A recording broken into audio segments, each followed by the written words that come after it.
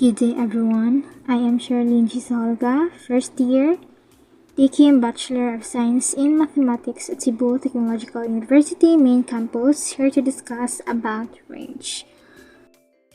So as I've mentioned earlier, for today's topic, we are going to tackle about the type of measure of dispersion, which is the range.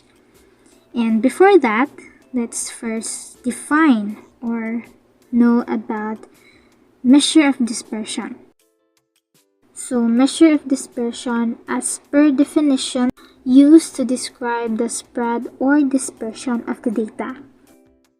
So this measure of dispersion is related to our previous topic, which is the measure of central tendency. And we all know what measure of central tendency is.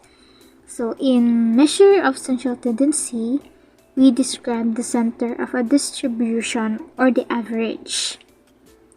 And we have three types of measure of central tendency: the mean, median, and mode. So in measure of central tendency, we are getting the average of a data set. While here in measure of dispersion, we are describing how spread out a set of data is. Okay, see the difference? In measure of central tendency, the average, while here in measure of dispersion is how spread out our data. Okay, so we have different types in measuring the dispersion of a certain data, and one of it is the range. So range, we're not foreign to that word. Naman no, I know all of us already heard this word. Like for example, when you buy things, they're always sold within a price range. Take the example of your favorite pair of jeans.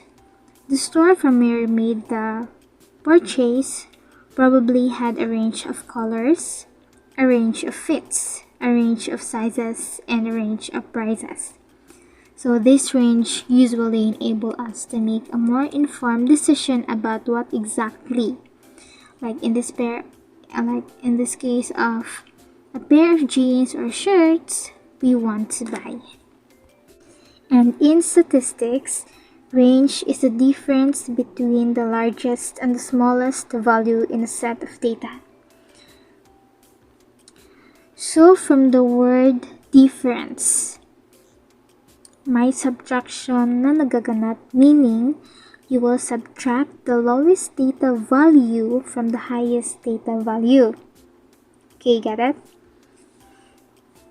So the highest minus the smallest, so we can get the range of the given data. That's simple. Again, range is the difference between the largest and the smallest, and you will subtract the smallest from highest. Smallest from highest. Okay, got it. Okay, let's have an example. Find the range of the given sample data. So we have here 5, 7, 8, 14, 20, and 22. So we have 6 number data. And as you can see, our example here is already arranged from the smallest to greatest. Sa range kasi, kadalasan, kapag naghahanap ka ng list value, you have to arrange it from greatest to smallest or smallest to greatest. And since our example here is already arranged from smallest to greatest, we can directly solve for our range.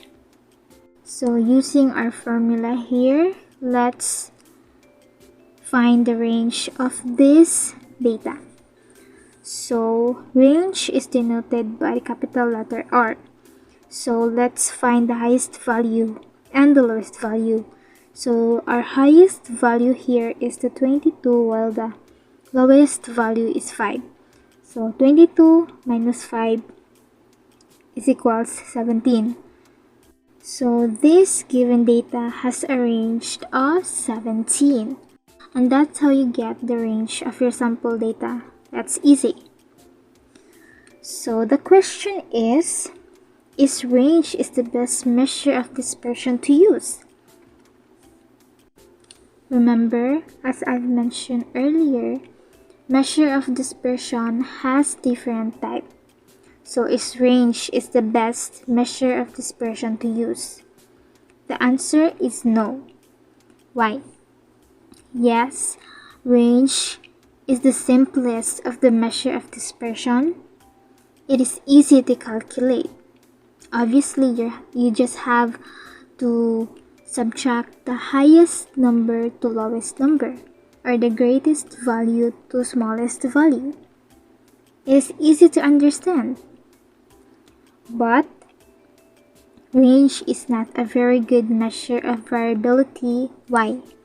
Because it is based on only two values in the data set, which is the largest and the smallest value, and is highly influenced by outliers. And that's all for our topic today, the range. And for our activity, we have two sets here, the set A and set B. For girls, find the range of set A, while for the boys, find the range of set B. And you can have any piece of paper to write your answer. Please follow the instruction, and thank you for listening.